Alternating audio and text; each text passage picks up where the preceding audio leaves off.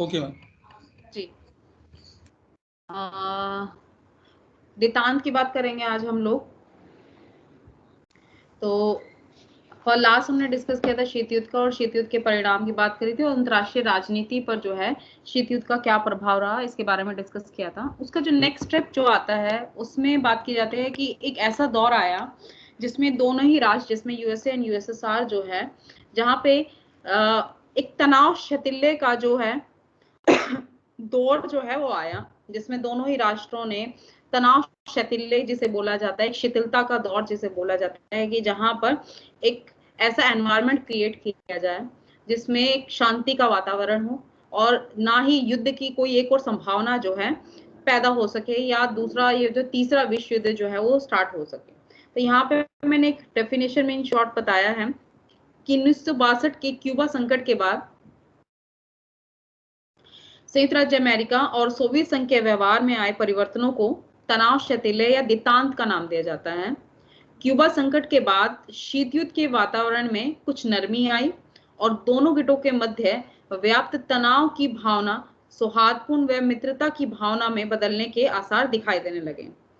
तो यहाँ पे ये क्लियर हो गया है कि जहां पर सिचुएशन ऐसी आई कि जहां पे दोनों ही राष्ट्रों ने एक मित्रता की भावना, जितना भी जो एक क्लैशेस जो चला आ रहा था उसको खत्म करके एक सौहार्दपूर्ण वातावरण क्रिएट करने की बात की, और उसे नाम दिया गया देतांत। ठीक है, अब ये आपको समझ में आ गया होगा देतांत क्या है। ठीक है, जब आप लोग अनम्यूट हो जाए तो कोई भी एक बच्चा जो है अपने आप बोलेगा। उसके बाद जो हम बात करेंगे कि देतांत के क्या कारण थे, किन वजहों से जो है देतांत जो है अस्तित्व में आया। ठीक है, पहला जो कारण है वो है सॉरी, देतांत संबंध पारस्परिक राष्ट्रीय हितों की पूर्ति करते थे। यानी कि जब हम बात करते हैं कि दो राष्ट्रों के मध्य जो जितना भी क्लैशेस थे या जितने भी जो संबंध जो बिगड़े हुए थे, लेकिन जब देतांत की उत्पत्ति हुई तो उससे जो है दो राष्ट्रों के बीच में या विभिन्न राष्ट्रों के बीच में जो राष्ट्रीय हित थे वो एक तरह से उनको फुलफिल कर रहे थे। देतांत के थ्रू जो है उनके राष्ट्रीय हितों की पूर्ति हो रही थी। ऐसे नहीं है किसी एक राष्ट्र के जो है हितों की पूर्ति हो रही थी, दूसरे राष्ट्र के हितों की पूर्ति नहीं हो रही थी। तो फर्स्ट जो देतांत का कारण जो है उसको यही कहा जा सकता है कि देतांत संबंध पारस्परिक राष्ट्रीय हितों की पूर्ति करते हैं, इसीलिए दोनों राष्ट्रों ने मिलकर ये इस दौर को या देतांत को, ये तनाव को जो है अपनाया। सेकंड पॉइंट आता है, देतांत संबंध सोवियत संघ के आर्थिक विकास की आवश्यकताएं पूर्ति करता है। यानी कि एक जैसे कि सोवियत संघ की स्थिति, जैसे हम बात कर रहे थे, कई सिचुएशन ऐसी आई थी, फेसेस की हमने बात की थी, ये सोवियत संघ जो है बहुत सारे राष्ट्रों में हस्तक्षेप कर रहा है, जैसे अमेरिका भी कर रहा है। तो देतांत के थ्रू जो है ये जो देतांत संबंध जो स्थापित हुए, उससे जो सोवियत संघ के जो आर्थिक विकास है यानी कि इकोनॉमिक डेवलपमेंट जो है उसका जो है फुलफिलमेंट हो रहा था, उसकी जो बेसिक्स नीड्स जो है इकोनॉमिक फैक्टर में वो फुलफिल हो रही थी। तो ये एक फैक्टर और था देतांत का। नेक्स्ट पॉइंट आता है, अमेरिकी उद्योगों के लिए कच्चे माल की आवश्यकताएं। ठीक है, जितने भी अमेरिकी नेता थे उन्होंने नहीं फील किया कि जितने भी कच्चे माल के जो भंडार हैं वो सोवियत संघ के पास हैं विशाल मात्रा में। अगर उनसे जो है एक मैत्रीपूर्ण संबंध जो है वो स्थापित कर लिया जाए या एक सौहार्दपूर्ण संबंध स्थापित कर लिया जाए, तो जिससे क्या होगा, जो अमेरिकी उद्योगों कच्चे माल की जो आपूर्ति जो है या जो उनकी आवश्यकताएं जो है वो आसानी से जो है सॉर्ट आउट हो सकती हैं। ठीक है, नेक्स्ट पॉइंट आता है आणविक शस्त्रों के क्षेत्र में संतुलन। ठीक है, आणविक शस्त्रों के क्षेत्र में असंतुलन का परिणाम था शीत युद्ध। सब लोगों को पता है कि सब लोग जो है आणविक शस्त्रों की होड़ में लगे हुए थे, और उसी का जो परिणाम जो था वो शीत युद्ध हुआ। और इस क्षेत्र में जो स्थापित संतुलन ने देतांत संबंधों को विकसित करने में योगदान दिया। प्रारंभ में संयुक्त राज्य अमेरिका आणविक शस्त्रों से संपन्न राष्ट्र था, और अब सोवियत संघ ने अणु विस्फोट कर लिया, तो सोवियत संघ और अमेरिका के बीच जो सैनिक असंतुलन था वह समाप्त हो गया। यानी कि अब अमेरिका भी अणुबम का आविष्कार कर चुका था और सोवियत संघ भी कर चुका था। तो जो आणविक शस्त्रों के बीच में जो एक संतुलन असंतुलन जो पहले था वो खत्म होकर एक संतुलन की स्थिति पैदा हो गई। ठीक है, नेक्स्ट पॉइंट आता है आणविक आतंक और आणविक युद्ध का भय। ठीक है। अब क्या हुआ, जब दोनों ही राष्ट्रों ने अणुबम का आविष्कार कर लिया तो एक स्थिति ऐसी भी आ गई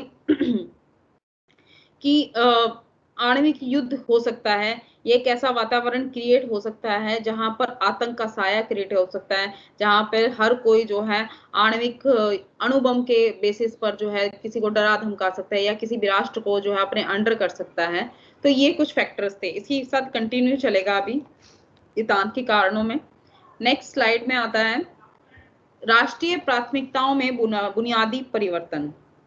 ठीक है, तो शीत युद्ध काल में जो है संयुक्त राज्य अमेरिका की राष्ट्रीय नीति और प्राथमिक आवश्यकता थी साम्यवाद का अवरोध। ठीक है, सबको पता है कि यूएसए जो है वो साम्यवाद का विरोधी था और यूएसएसआर जो है पूंजीवाद का विरोधी था।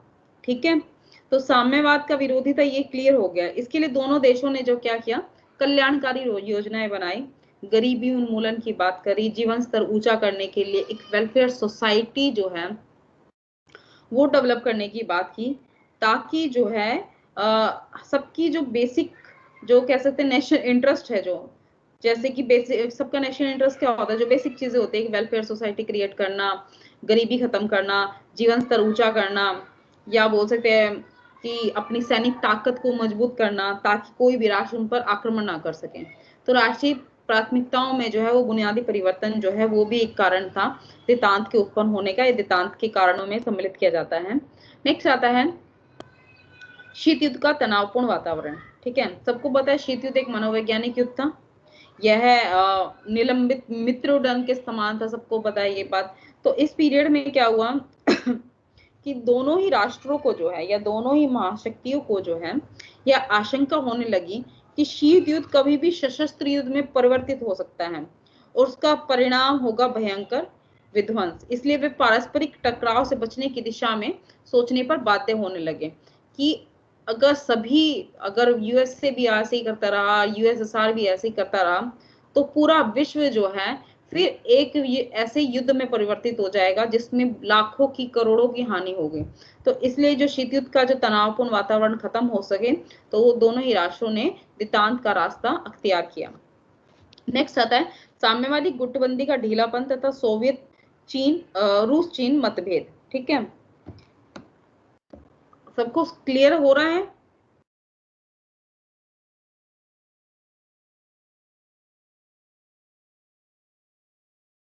आवाज आ रही है सबको? किसी को कोई बच्चा अनम्यूट हुआ हो तो?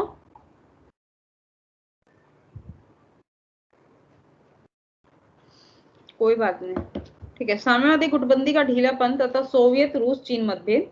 तो सोवियत संघ के प्रति अमेरिकी दृष्टिकोण में परिवर्तन का एक और कारण था कि साम्यवादी गुटबंदी का ढीलापन।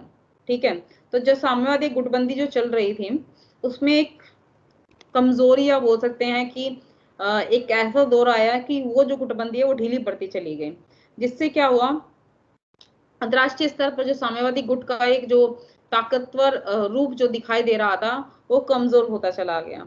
ठीक है, तो इससे क्या हुआ कि जो साम्यवादी दुनिया की जो ठोस एकता के बजाय बहुध्रुवीयता के तत्व दृष्टिगोचर होने लगे। यह स्थिति अमेरिका के लिए लाभ की स्थिति थी, चूंकि यह साम्यवादी देशों के लिए अपनी सहूलियत के अनुसार उनके मतभेदों का लाभ उठाकर समझौता कर सकता था।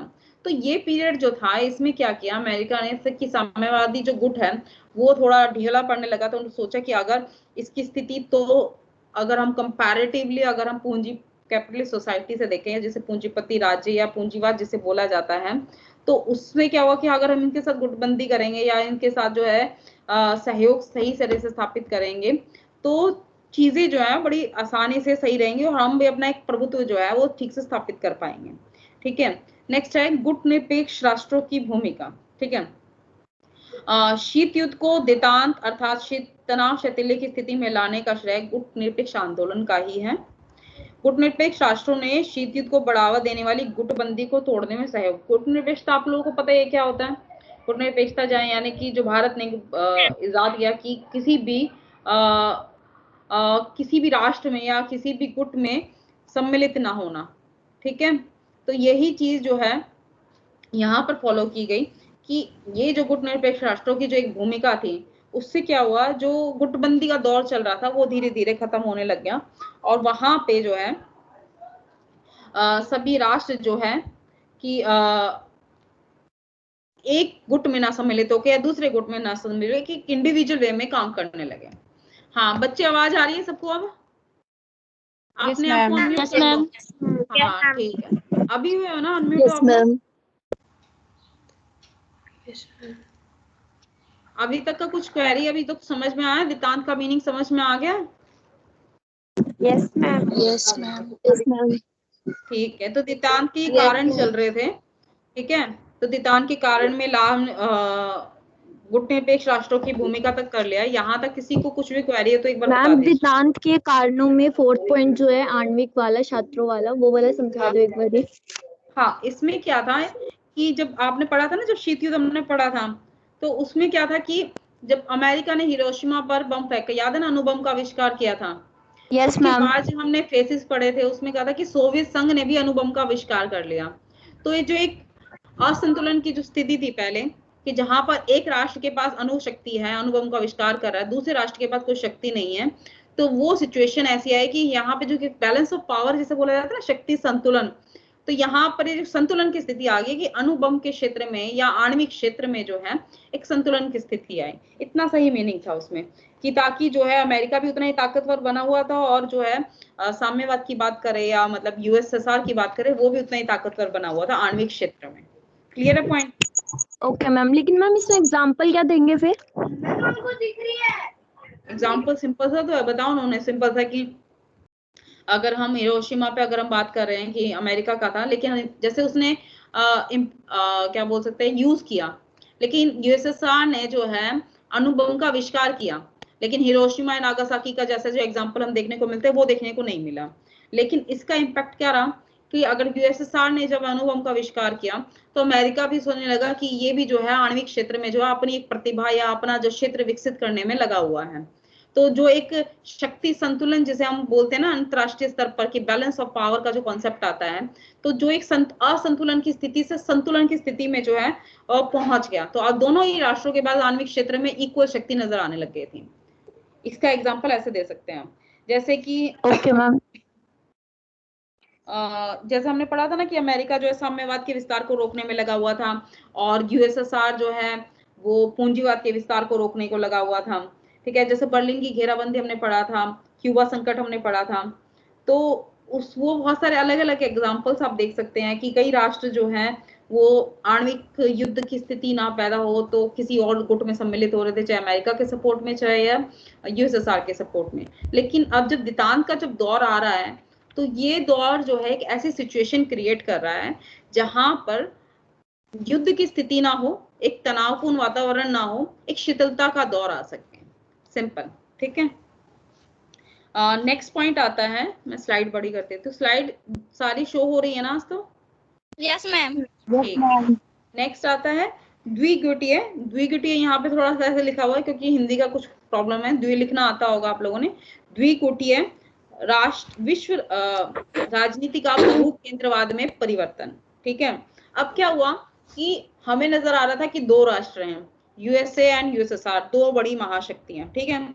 लेकिन क्या हुआ, धीरे धीरे जो है ये दौर खत्म होके द्विध्रुवीयता से बहु केंद्रवाद में परिवर्तित हो गया। अब जो राष्ट्र जो है, जो और स्वतंत्र राष्ट्र जो हुए थे, चाहे हम बात करें कि जो सोवियत संघ या अमेरिका के साथ जो भी राष्ट्र लगे हुए थे, वो सब अपने अपने क्षेत्र में जो है अणुबम के क्षेत्र में बात करें या सैनिक शक्ति के तौर पर अपना अपना विकास धीरे धीरे कर रहे थे। चाहे जापान की बात करें या पश्चिमी जर्मनी की बात करें, चाहे यूरोपीय आर्थिक समुदाय जितने भी थे, वो अलग अलग क्षेत्र में अपना अपना विकास कर रहे थे। तो हर राष्ट्र जब विकसित हो रहा है, हर राष्ट्र चाहे सैनिक क्षेत्र में, चाहे आणविक क्षेत्र में, चाहे आर्थिक क्षेत्र में, ठीक है, तो एक जो द्विध्रुवीयता से एक वो कॉन्सेप्ट जो वो खत्म होता चला गया, अब बहु केंद्रवाद में हो गया। अब यहाँ पे बहुत सारे राष्ट्र जो है विकसित होते चले गए। बहुत सारे राष्ट्रों ने अपनी आर्थिक बोले या सैनिक बोले या आणविक क्षेत्र में बोले, अपने क्षेत्रों में विकास करना शुरू कर दिया। तो जो दो राष्ट्रों का कॉन्सेप्ट है वो यहाँ पर खत्म होने लगा था, ठीक है। इसलिए ये कारण भी गिना जाता है दितांत के उत्पन्न होने का। नेक्स्ट आता है महाशक्तियों को अपने गुटिया मित्रों से निराशा और यथार्थवाद चिंतन की प्रवृत्ति, ठीक है। इसका मीनिंग ये है कि जब शीत युद्ध की राजनीति में अमेरिका और सोवियत संघ में अपने अपने मित्रों की जो एक संख्या जो है बढ़ने लगी कि अमेरिका भी ज्यादा से ज्यादा राष्ट्रों को अपने अंडर करना चाह रहा था सॉरी सोवियत संघ भी ज्यादा से ज्यादा अपने राष्ट्रों को, जितने भी हैं अलग अलग राष्ट्रों को जो है अपने अंडर करना चाह रहा था। लेकिन ये क्या कह सकते हैं कि इस दौर में क्या हुआ कि जिस दक्षिणी वियतनाम है या दक्षिणी कोरिया या फार्मोसा है, वो एक तरह से अमेरिका पर भार थे, और जो पूर्वी जर्मनी और उत्तरी कोरिया थे वो सोवियत संघ पर भार साबित हुए। तो फ्रांस ने क्या किया, अमेरिका के लिए मुसीबतें खड़ी कर दी, और चीन, रोमानिया, अल्बानिया ने सोवियत संघ के लिए मुसीबतें खड़ी कर दी। तो एक ये इस तरह से इसे इस तरह से समझ सकते हैं कि अमेरिका ने जो अपने गुट बनाए थे, जो राष्ट्रों को सम्मिलित किया था, या सोवियत संघ ने जो अपना गुट बनाया था, जिन राष्ट्रों को सम्मिलित किया था, उनसे जिस आशा से उन्होंने सम्मिलित किया, वो उसको एक्सपेक्टेशन को वो फुलफिल नहीं कर रहे थे। तो एक निराशा का माहौल जो है वो क्रिएट होने लगा। तो उन राष्ट्रों ने भी सोचा कि अब जो है एक नॉर्मल सिचुएशन आए, एक नॉर्मल ऐसी सिचुएशन आए जिसमें जो है वहां भी शांति हो, यहाँ भी शांति हो। ठीक है, नेक्स्ट पॉइंट आता है संयुक्त राष्ट्र संघ में तीसरी दुनिया के राष्ट्रों की भूमिका। ठीक है, तो संयुक्त राष्ट्र संघ में भी क्या हुआ, जब यूएनओ गठन हुआ, सबको पता है 1945 में यूएनओ का गठन हुआ। अब जितने भी नए स्वतंत्र राष्ट्र हुए थे, जिसे तीसरी दुनिया के देश जो कहा जाता है, वो सारे के सारे की यूएनओ में सम्मिलित हो गए। अब जब यूएनओ में सम्मिलित हो गए तो वो अपनी आवाज जो है बुलंद करनी शुरू कर दी, और धीरे धीरे जो है नए राष्ट्रों की संख्या बढ़ती चली गई यूएनओ में, और जो शीत युद्ध की जो उग्रता थी वो भी एक तरह से कम होती चले गई। अब सब राष्ट्र जो है एक शांति का वातावरण चाहते थे। यूएनओ के थ्रू भी बहुत सारा प्रयास किया जा रहा था। तो इस पीरियड को यहाँ पे second last and last point आता है आपका, यूरोपीय राष्ट्र युद्ध की परिकल्पना से भयभीत है। ठीक है, अब जो क्यूबा संकट हुआ था 1962 का, उसका डबल इम्पैक्ट बोल सकते हैं, या दोहरा इम्पैक्ट जो है वो पड़ा। कि एक और जो क्या हुआ कि इसने क्या किया कि शीत युद्ध की जो बोल सकते हैं कि पराकाष्ठा जिसे बोल जाते हैं ना, उसकी अनुभूति कराई एक तो इसने, और दूसरी इसने शीतलता की आवश्यकता को उग्र रूप से रेखांकित किया। तो इस घटना के बाद क्या हुआ कि जो जितने भी यूरोपीय राष्ट्र थे, विशेषतः युद्ध की कल्पना से भयभीत रहे। दूसरा विश्व युद्ध उनकी धरती पर लड़ा गया था, अतः उसका उन्हें अत्यधिक कटु अनुभव था। तो किसी भी प्रकार के विश्व स्तरीय तनाव से डूबने को तैयार नहीं थे। तो वो इसीलिए उन्होंने दितांत को प्रायोरिटी दी कि हमें कोई ऐसा और युद्ध नहीं चाहिए जिससे हमारे यूरोपीय राज्य, जितनी यूरोपियन कंट्रीज हैं, और ज्यादा हार्म हो से। क्लियर हो गए यहाँ तक पॉइंट, या पूछना है कुछ? Yes ma'am. ठीक, नेक्स्ट आता है आपका कि इसका इम्पैक्ट क्या पड़ा है। जब हम दितांत की हम बात करते हैं, दितांत के बारे में हम समझ लिया कि दितांत ये है कि इसके ये कारण थे, तो इसका सोसाइटी पर या बोल सकते हैं अंतर्राष्ट्रीय राजनीति पर इसका इम्पैक्ट क्या पड़ा। इसमें दो तीन चीजें आप थोड़ी देर से अपनी तरफ से ऐड कर लेना, टाइम कम है तो मैंने थोड़ा स्किप किया इसमें। जैसे आप इसमें दिखा सकते हैं कि दितांत का सक्रिय काल या दितांत का निष्क्रिय काल, ठीक है, उसमें कुछ कुछ इश्यूज बता सकते हैं, कुछ कुछ घटनाएं घटित हुई थी वो बता सकते हैं। फिर सीधा आप सिंपल इसके आ जाएंगे कि अंतर्राष्ट्रीय राजनीति पर जो है इसका क्या इम्पैक्ट हुआ। पहला इम्पैक्ट है महाशक्तियों के मध्य सहयोग और मैत्रीपूर्ण संबंधों का विकास। सिंपल है ये तो। जब हम दितांत की अगर हम बात कर रहे थे तो उसका अंतर्राष्ट्रीय राजनीति पर ये इम्पैक्ट हुआ कि अमेरिका और रशिया, यूएसएसआर जिसे सोवियत संघ जिसे बोला गया, उसके अलावा और भी जितनी शक्तियां थी विश्व में जो धीरे धीरे विकसित हो रही थी, चाहे हम फ्रांस की बात करें, ब्रिटेन की या जर्मनी की, उनमें जो है एक मैत्रीपूर्ण संबंध विकसित होने लगा। तो यहाँ पर एक सिचुएशन आई कि सभी राष्ट्र जो है आपस में सहयोग का वातावरण विकसित होने लगा, संधियां समझौते किए जाने लगे, ताकि हम जो है, क्योंकि वो भी उन सब चीजों से उब चुके थे कि फर्स्ट वर्ल्ड वॉर हुआ, सेकेंड वर्ल्ड वॉर हुआ, कोल्ड वॉर हुआ, जिससे हानि आनी हो रही है, कुछ लाभ तो हो नहीं रहा है। तो दितांत से क्या हुआ कि जितनी भी महाशक्तियां हैं, बेसिकली अमेरिका और यूएसएसआर काउंट किया जाता है, इसके अलावा भी आप देख सकते हैं कि उनको भी जो है वो फायदा होने लगा और मैत्रीपूर्ण संबंधों का जो है वो विकास होने लगा। ठीक है, अब नेक्स्ट पॉइंट आता है यूरोपीय महाद्वीप अब विभाजित नहीं लगता। पहले क्या था, दो गुटों में विभाजित है, एक तरफ अमेरिका के साथ राष्ट्र लगे हुए हैं, दूसरी तरफ यूएसएसआर की तरफ लगे हुए हैं। लेकिन जब दितांत आया तो उसका इम्पैक्ट क्या हुआ, जो एक डिवीजन था ना यूरोपियन कंट्री का, जो है कोई ब्रिटेन, फ्रांस, जर्मनी, इटली, जितनी भी कंट्री की बात करें, वो एक विभाजन जो है वो खत्म हो गया एक तरह से। या बोल सकते हैं कि हमें ऐसा देखने को नहीं मिलता कि एक विभाजन की स्थिति जो देखने को मिलेगी, अब यूनिटी की जो है वो देखने को मिलती है, एकता जिसे बोला जाता है। ठीक है थर्ड पॉइंट आता है आपका तीसरी महायुद्ध की भय से मुक्ति। सिंपल है, जब देतांत आया, देतांत ने ऐसी सिचुएशन क्रिएट की जिससे क्या हुआ कि तीसरा जो है विश्व युद्ध जो है वो नहीं हो सकता, क्योंकि अब सभी राष्ट्र जो हैं आपसी सहयोग कर रहे हैं, आपस में कोऑर्डिनेट कर रहे हैं। तो हम इससे कह सकते हैं या हम इससे समझ सकते हैं कि तनाव शिथिल्य का फायदा है सबसे बड़ा ये रहा कि तीसरा विश्व युद्ध जो है उस कगार पर पहुंचने से उसने उसे बचा लिया। ठीक है, नेक्स्ट आता है परमाणु शस्त्रों के नियंत्रण के लिए प्रयत्न। ठीक है, तो शीत युद्ध काल में महाशक्तियों की शक्ति परमाणु अस्त्रों के निर्माण पर लगी हुई थी, सबको पता है। तो देतान व्यवहार के बाद क्या हुआ कि परमाणु शस्त्रों के बारे में महाशक्तियों के रुझान में परिवर्तन आया। परमाणु शस्त्रों की विनाशकारी शक्ति से सोवियत संघ और अमेरिका समान रूप से चिंतित प्रतीत हुए। तो 1972 की जो है सॉल्ट प्रथम संधि है और 1979 की सॉल्ट द्वितीय संधि है, वस्तुतः सोवियत रूस अमेरिकी देतांत व्यवहार के ही परिणाम है। तो यानी कि इस पॉइंट को इस तरह से समझा जा सकता है कि दोनों ही राष्ट्रों ने सहयोग का वातावरण तो क्रिएट किया, लेकिन जो परमाणु शस्त्रों का जो एक नियंत्रण है तो उसमें दोनों ही जो दो संधियां मैंने बताया ना, साल्ट प्रथम संधि और साल्ट द्वितीय संधि, वो एक तरह से दोनों के ही व्यवहार का बोल सकते हैं कि एक परमाणु क्षेत्र में जो है एक नियंत्रण की स्थिति, नियंत्रण थोड़ा ठीक नहीं लिखा हुआ इसमें देख लेना, ठीक है, अपने आप करेक्ट कर लेना थोड़ा सा। और द्वितीय महाद्वीप वाला भी जो है ना, ये देख रहे होगे महाद्वीप ऐसे लिखा हुआ है, इसमें हिंदी में ऐसे लिखा जाएगा, जब आप लिखेंगे तो द्वीप के नीचे नीचे मात्रा आएगी इस तरह से ऐसे करके, तो आप देख लेना गूगल पे सर्च करके। ठीक है, नेक्स्ट पॉइंट आता है गुटबंदी में लिप्त राष्ट्रों के लिए पर्याप्त स्वतंत्रता। ठीक है, तो शीत युद्ध में जो था गुटबंदी में जितने भी राष्ट्र लिप्त थे वो स्वतंत्र निर्णय शक्ति एक तरह से धूमिल हो गई थी। क्यों हो गई थी? क्योंकि अब गुटबंदी का दौर तो एक जाता चला जा रहा था। ठीक है, अब जब जाता चला जाता, जो जितने भी जो गुटीय नेता थे, जो अपने अपने गुटीय नेता की मतलब किसी भी अंतरराष्ट्रीय प्रश्न को जो है वो अपने अपने गुटीय नेता की दृष्टि से सोचना पड़ता था हर राष्ट्र को। तो देतांत व्यवहार से जहां एक और पश्चिमी जर्मनी, जापान, फ्रांस और पाकिस्तान जैसे अमेरिकी गुट से संबंध देशों के दृष्टिकोण में पर्याप्त लचीलापन एवं स्वतंत्रता दिखाई देने लगी, वहां दूसरी तरफ रोमानिया, पूर्वी जर्मनी, वियतनाम, क्यूबा जैसे सोवियत संघ या सोवियत गुट से संबंध राष्ट्र भी स्वतंत्र दृष्टि से सोचने लगे। अब जितने भी राष्ट्र जो थे वो गुट में सम्मिलित तो थे, लेकिन अब वो है स्वतंत्र रूप से जो बोल सकते हैं स्वतंत्र तौर पर जो है अपने राष्ट्र के बारे में जो है वो सोचने लगे और अपने राष्ट्र से संबंधित जो है विचार जो है उनके विकास से संबंधित जो है विचार प्रस्तुत करने लगे, ताकि उनका राष्ट्र भी जो है विकसित हो सके। नेक्स्ट पॉइंट आता है गुट निरपेक्षता की प्रासंगिकता पर प्रश्न चिन्ह। ठीक है, तो कुछ लोगों का विचार था कि गुट निरपेक्षता जो है वो शीत युद्ध के संदर्भ में उत्पन्न हुई और पली, ऐसा कहा जाता है।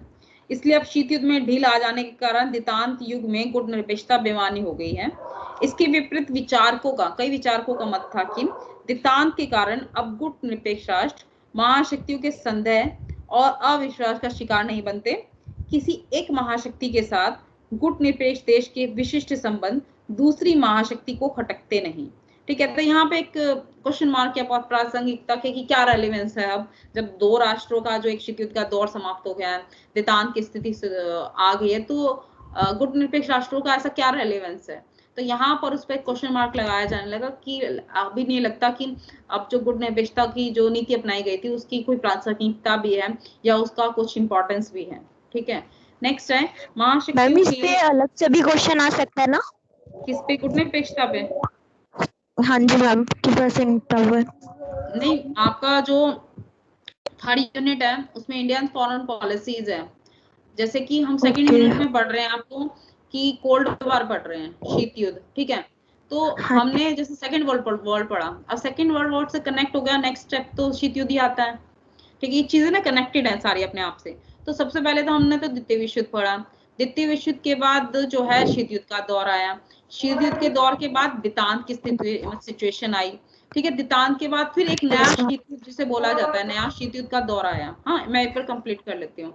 फिर नया शीत युद्ध का जब दौर आया उसके बाद जो एक सिचुएशन आई कि सोवियत संघ का जो है विघटन हो गया और शीत युद्ध का जो है समापन हो गया। ठीक है, अब ये फैक्टर थे। उसके बाद जो नेक्स्ट स्टेप आता है कि कौन कौन से राष्ट्र जो है बड़े राष्ट्र जो है अस्तित्व में है। जैसे अमेरिका की हम बात करें, इसके अलावा जापान, रशिया जो है नेक्स्ट यूनिट जो आती है आपकी, यही आती है नेक्स्ट यूनिट, थर्ड पॉइंट जो आपका यही आता है। तो उसमें हम नए नए राष्ट्रों का संगठन के बारे में बात करेंगे। थर्ड जो यूनिट है ना, बेसिकली आपकी बात करती है इंडियन फॉरेन पॉलिसी की। तो पर्टिकुलरली गुट निरपेक्षता पर रेयर है कि क्वेश्चन आए, क्योंकि ये जो है बेसिकली शीत युद्ध की बात कर रहा है और आपके द्वितीय विश्व युद्ध की बात कर रहा है। आ भी सकता है, नहीं भी आ सकता। शॉर्ट क्वेश्चन में डेफिनेटली आ सकता है, शॉर्ट नोट वो पूछ सकते हैं गुट निरपेक्षता क्या है, लेकिन बड़े में रेयर है। लेकिन मैं एक काम करूंगी, जब हम लास्ट क्लास होगी तुम्हारी, उसमें क्वेश्चंस डिस्कस करेंगे हम कि क्या क्या क्वेश्चन जो है किस तरह से पुट अप कर सकते हैं और किस तरह से हमें अटेम्प्ट करने हैं। ठीक है, तो जब तुम्हारी जितने भी यूनिट खत्म हो जाएगी, उसमें लास्ट क्लास जो है बेसिकली क्वेश्चंस के लिए हो रहेगी आपकी। तो आधा घंटे में मोस्ट प्रोबेबली हो जाएगा। मैं आपको क्लियर कर दूंगी कौन सा क्वेश्चन कैसे करना है या कौन सा क्वेश्चन किससे कैसे पूछा जा सकता है। ठीक है, ओके मैम। ठीक है, नेक्स्ट पॉइंट आता है महाशक्तियों के आचरण में विनय और सद्व्यवहार के लक्षण। ठीक है, तो जो अमेरिका और सोवियत गुट के राष्ट्र जो थे, वो एक दूसरे के प्रति जो है एक सभ्य राष्ट्रों की तरह जो व्यवहार करने लगे और जो है पारस्परिक सद्व्यवहार का जो है पालन करने लगे।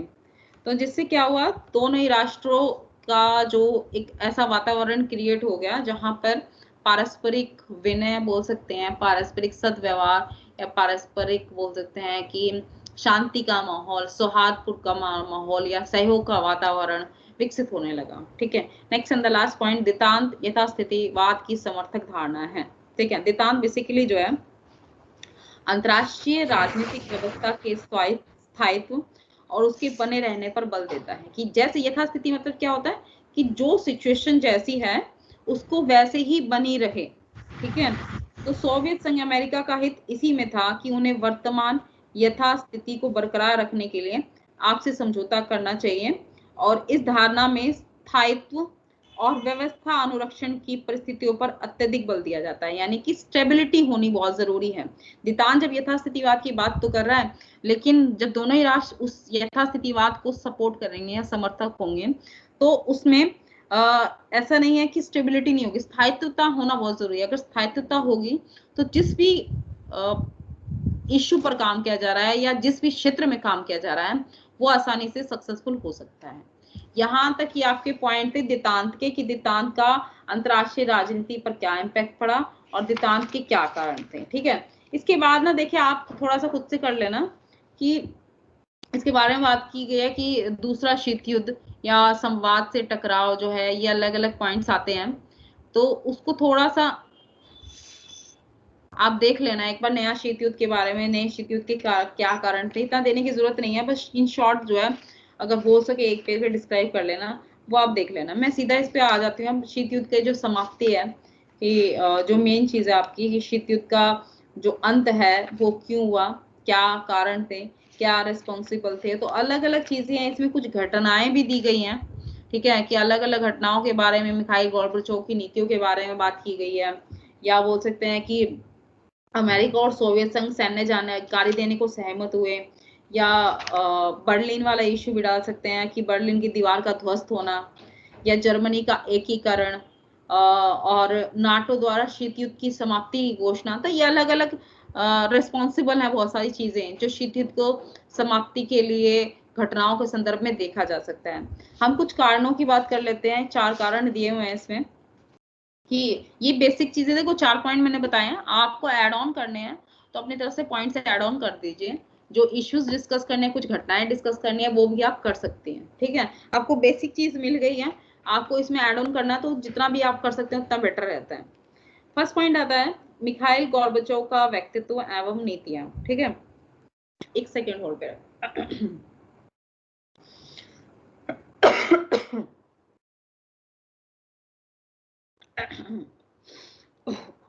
ठीक है,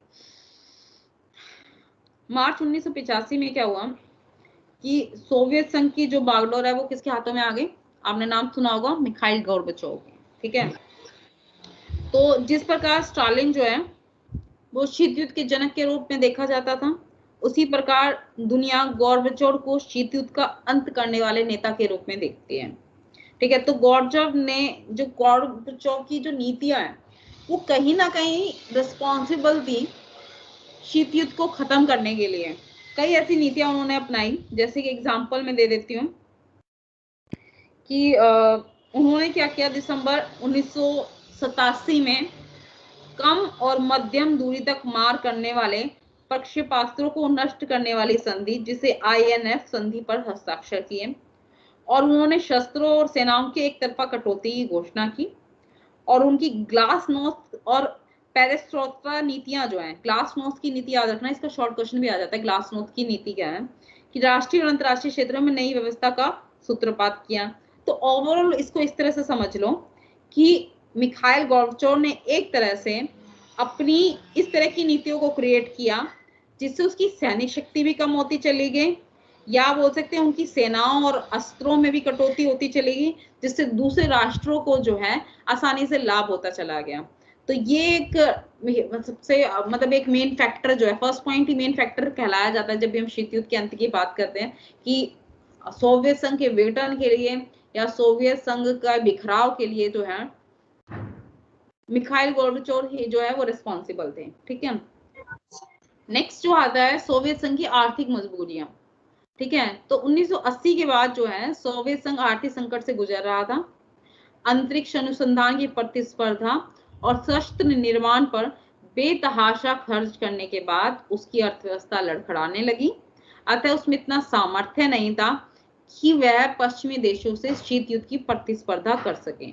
ठीक है, तो इसमें जो एक ये एग्जाम्पल तो हो गया आपका कि उन्होंने आर्थिक मजबूरियां थी, जहां पर उन्होंने अंतरिक्ष क्षेत्र में कितना ही पैसा लगा दिया, जो उनके पास इतना पैसा बचा नहीं कि वो सैनिक क्षेत्र में और पैसा लगा सके। ठीक है, तो एक तरह से बोल सकते हैं कि जो मिखाइल गोर्बाचोव ने जो है वो सोवियत संघ की जो स्थिति है या सोवियत संघ की जो अर्थव्यवस्था है वो एक तरह से निचले लेवल पर ले आए। तो उसको उन्होंने डिफाइन भी किया कि जो सोवियत संघ की अर्थव्यवस्था है उसकी दुर्दशा का भी उन्होंने वर्णन किया और कहा कि स्थिति का विश्लेषण करने पर हमें पता चला कि आर्थिक प्रगति मंद होती जा रही है। पिछले 15 वर्षों में राष्ट्रीय आय की वृद्धि दर आधे से भी अधिक घट गई और 19 दशक के प्रारंभ तक यह घटकर आर्थिक गतिरोध के निकटवर्ती स्तर पर पहुंच गई। ठीक है, तो ये एक और एग्जाम्पल था सोवियत संघ के विघटन का या शीत युद्ध की समाप्ति के कारणों में। ठीक है, नेक्स्ट आता है सोवियत संघ का बिखराव। 1991 आपको पता ही है पीरियड हुआ था। 1990-91 के वर्ष में सोवियत संघ में जो है उथल पुथल देखने को मिली और 9 अगस्त 1991 को 1991 को तख्ता पलट की घटना से गोर्बाचोव की जो लोकप्रियता जो है वो एक तरह से घटने लगी और विश्व शांति के रूप में अब सोवियत संघ की प्रतिष्ठा कम होने लगी, या बोल सकते हैं उसकी जो एक जो प्रतिष्ठा का जो विश्व में स्थापित थी उसका जो आंकड़ा जो है या उसकी स्थिति जो है वो एक निचले पायदान पर पहुंचने लगी। ठीक है, तो जो सोवियत संघ की स्थिति में इस तरह की गिरावट देखने को मिली तो एक तरह से जो अमेरिका जो है उसने इस चीज का फायदा उठाया और उसने अपने आप को जो है ऊपर करना है या बोल सकते हैं अपने आप को और ज्यादा जो है राष्ट्रों के सामने विश्व के सामने जो है दिखाना शुरू हो कर दिया। ठीक है, तो जो सोवियत संघ का जो केंद्रीकृत ढांचा भी था वो नागरिक सैनिक और अफसरशाही के क्षेत्रों में हो रहे नित्य नए परिवर्तनों के कारण चरमरा उठा और इसी घटनाक्रम का परिणाम था कि धीरे धीरे कुछ ही महीनों में सोवियत संघ जो है एक तरह से ध्वस्त हो गया। तो जो 1991 का जो पीरियड है वो एक शीत युद्ध, क्योंकि शीत युद्ध तो अपने आप ही खत्म हो जाएगा, सिंपल सी बात है कि जहां पर जब है सोवियत संघ ही खत्म हो गया है, सोवियत संघ का ही बिखराव हो गया है, तब दो बड़ी महाशक्तियां तो बची ही नहीं, अब एक ही बड़ी महाशक्ति नजर आई वो जो कि है America. Next and the last point आता है साम्यवादी देशों में लोकतंत्र और बाजार अर्थव्यवस्था। ठीक है, जब शीत युद्ध एक वैचारिक संघर्ष था तो सोवियत संघ और जो पूर्वी यूरोप के देशों ने जो है विकास का कम्युनिस्ट मॉडल अपनाया था।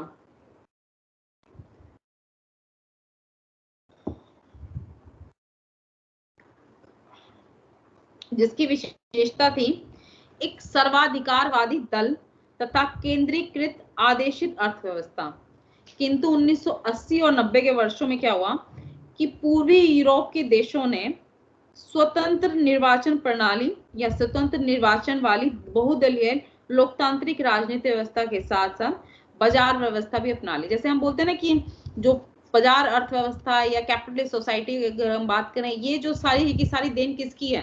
कैपिटलिस्ट सोसाइटी की, पूंजीपति देशों की या पूंजीवाद की है।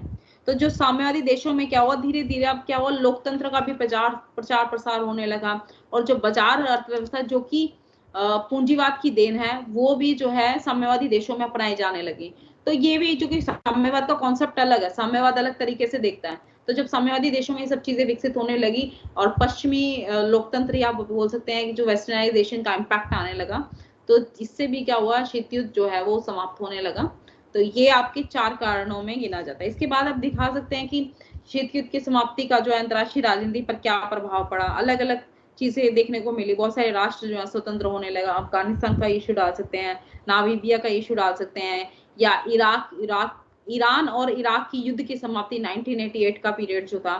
तो अलग अलग इश्यू से आप दिखा सकते हैं कि जब शीत युद्ध समाप्त हुआ उसका अंतर्राष्ट्रीय राजनीति पर क्या प्रभाव पड़ा।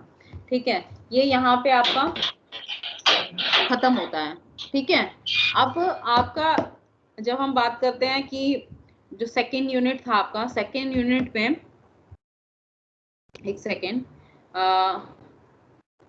सेकेंड में सेकेंड यूनिट का फर्स्ट पार्ट था second world war and origin of cold war. ठीक है, ये मैंने आपको करा दिया। सेकेंड आता है इसका point, phase of cold world war, first world war, rise and fall of detente वाला मैंने करा दिया। Second world war, end of cold war and collapse of Soviet Union, यानी कि शीत युद्ध का जो अंत है। उसके बाद आप इसमें एड ऑन भी कर सकते हैं कि सोवियत संघ का विघटन क्या हुआ, अलग से पॉइंट जो इसमें जैसे दिया हुआ ना, सोवियत संघ का बिखराव, इसको थोड़ा हाईलाइट करके भी दिखा सकते हैं। नेक्स्ट आपका बचता है post cold war era and emerging centres of power, जैसे कि European union, China, Russia and Japan. तो ये 4 कंट्रीज जो हैं, जो बड़ी महाशक्ति की, यूरोपियन यूनियन की जिसे हम बात कर रहे थे, या चाइना की, तो जो पोस्ट कोल्ड वॉर की बात कर रहे हैं हम। ठीक है, तो कोल्ड वॉर की जो बाद की स्थिति है, उसके बाद जो बड़ी महाशक्तियां जो है, ये जो इमर्जिंग सेंटर्स जो निकल कर आए हैं, इसके बारे में डिस्कस करेंगे। तो ये यूनिट आपकी खत्म हो जाएगी। Third and the last unit आपकी बचेगी आपकी इंडियन फॉरेन पॉलिसी, जिसके आपके बचेंगे कि भारतीय विदेश नीति के निर्धारक तत्व, जिसमें आपके हिस्टोरिकल, जियोपॉलिटिकल है, इकोनॉमिक्स है, डोमेस्टिक एंड स्ट्रेटेजिक्स है। फिर आपका Indian policy of non alignment, जो भी हम, एक स्टूडेंट ने मेरे से भी पूछा था कि गुट निरपेक्षता का भी अलग से आ सकता है। हाँ, इसमें यूनिट में आपके है, मैंने देखा नहीं था, Indian policy of non alignment, तो गुट निरपेक्षता का एक क्वेश्चन है, वो भी आ सकता है। नेक्स्ट आता है इंडिया एंड एमर्जिंग पावर, कि इंडिया एक महाशक्ति के रूप में, या बोल सकते हैं एक नई महाशक्ति के रूप में उभरा है। तो ये आपके 3 बचे हुए हैं, जो नेक्स्ट आपकी जो क्लासेस होंगी, 4-5 क्लासेस बची हैं, उसमें होगा। तो अभी जो है कोल्ड वॉर और द्वितीय विश्व युद्ध या देतांत या शीत युद्ध की समाप्ति के कारण, इससे क्वेरी जो भी होगी वो डिस्कस कर लीजिए। और स्लाइड अगर आपको सबको दिखाई देगी तो एक बार बता देना, कहीं को कुछ क्वेरी हो तो वो भी बता दीजिए। मैम एक बार फिर से दिखा दो स्लाइड जो आपने पढ़ाया आज। ठीक,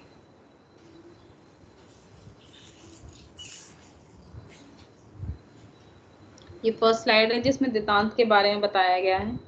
देतांत के बारे में आपको ये इतना ही नहीं बताना है जितना दिया गया है, ये मैंने आपको सिर्फ एक पैराग्राफ में समझाया है। इसके अलावा आपको जितना हो सके इंट्रोडक्शन में आपको ऐड ऑन कर लेना अपने आप चीजें।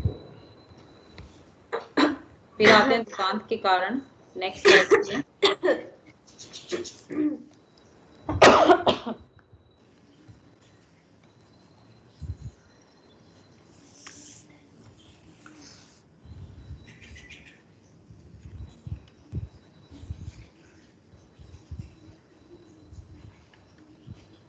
ठीक है, इसी के बाद अन्य कारण जो थे इसी नेक्स्ट स्लाइड में और डिफाइन किए हुए हैं, और क्या कारण थे।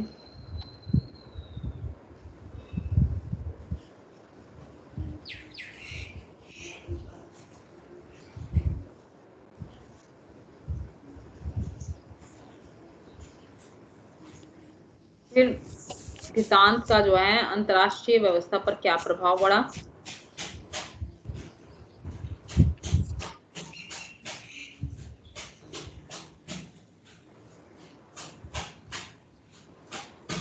मैम, हाँ जी, मैम देतांत का मतलब क्या है, समझा दीजिए एक बार।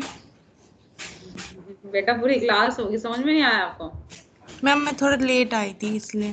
अच्छा ठीक है, रुक जाओ बताती हूँ। Okay ma'am.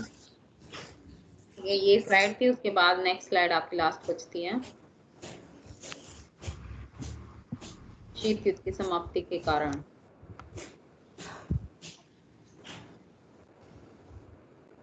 Okay ma'am, thank you ma'am. ठीक है, अब आ जाओ, कौन पूछा था दीप्तांत का? ये फर्स्ट स्लाइड दिखाई दे रही है आपको? No ma'am. नहीं दिखाई दे रही? नो मैम हाँ अभी तो लास्ट वाली दिख रही है, लास्ट वाली शो हो रही है मैम। अच्छा, लास्ट वाली हो रही है। यस मैम, अब फर्स्ट शो हो रही है। हाँ ठीक है। तो बेसिकली दीप्तांत क्या है कि 1962 में क्यूबा संकट आया था। क्यूबा जो है बेसिकली अमेरिका के पास एक स्थित एक टापू है, जहां पर साम्यवाद का प्रभाव था और साम्यवादी खेमे में जिसे बोला जा सकता है, जहां पर पूरी की पूरी साम्यवादी गतिविधियां में लिप्त था। ठीक है, तो अमेरिका जो हमने पढ़े थे ना, शीत युद्ध के फेसिस पढ़े थे, तो क्यूबा संकट के बारे में हमने पढ़ा था, जिससे अमेरिका जो है कि अमेरिका के पास स्थित टापू में साम्यवादी गतिविधियां हो रही हैं या साम्यवादी विचारधारा में लिप्त है। तो जो 1962 के बाद जो है एक ऐसा दौर आया जिसमें यूएसए एंड यूएसएसआर दोनों के ही बिहेवियर में जो है चेंजेस आने लगा। दोनों ही राष्ट्रों ने सोचा कि जो है कैसा एनवायरनमेंट क्रिएट किया जाए जहां पर एक शांति का माहौल हो और जिसमें दोनों ही राष्ट्रों को जो है लाभ प्राप्त हो।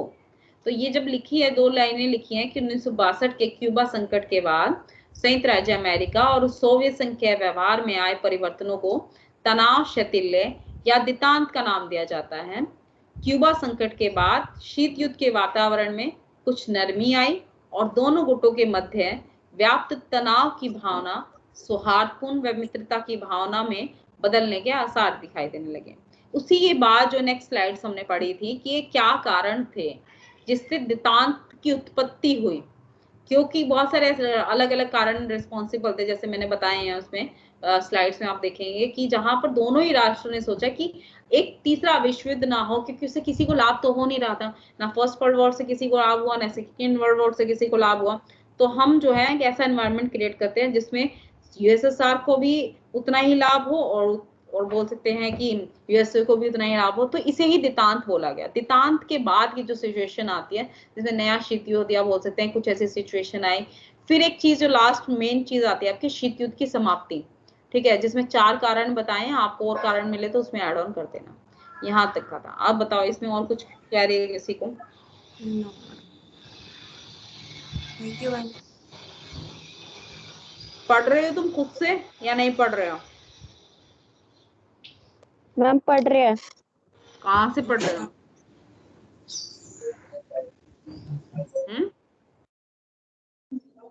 कहाँ तो से अभी पढ़ जो रहे हो? आपने मटेरियल मैम जो अभी आपने दे रखा है फिलहाल तो उसी को रीड आउट कर रहे हैं अच्छे से।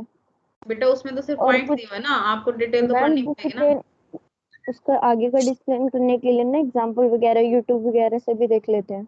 अच्छा ठीक है, नहीं तो गूगल पे भी जाके ना बहुत सारे, जैसे इग्नो के नोट्स मिल जाते हैं, कई बार एसओएल के नोट्स मिल गए, या गूगल पे जाके कुछ पीडीएफ मिल जाती हैं। Yes RC ma'am. रमानी की मैंने बुक बताई थी जैसे, ठीक है, अगर बुक मिल जाए तो बेटर है, वो भी मैम देख। पोल साइंस की कौन सी बुक?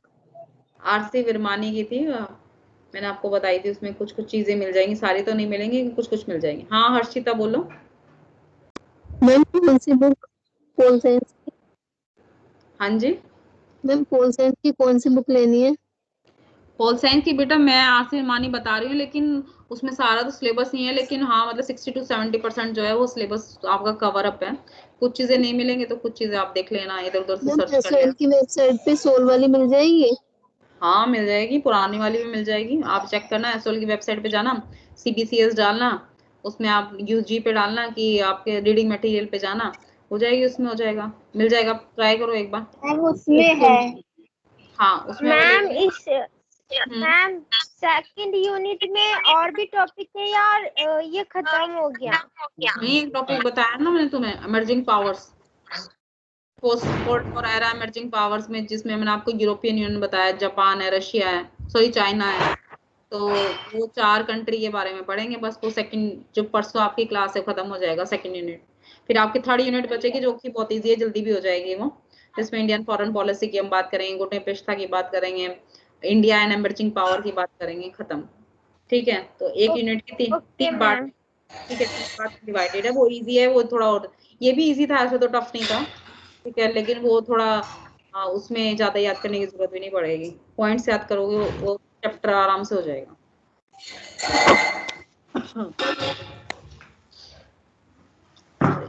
आप बताइए और किसी को कोई क्वेरी हो तो।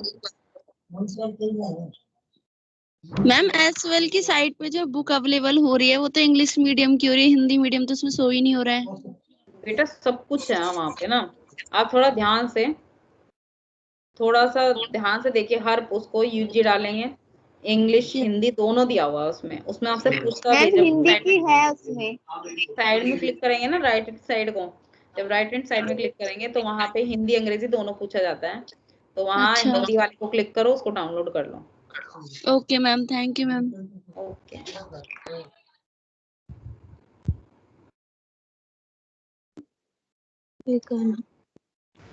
ठीक है, करे फिर लीव, आज कोई और कोई क्वेरी नहीं है तो।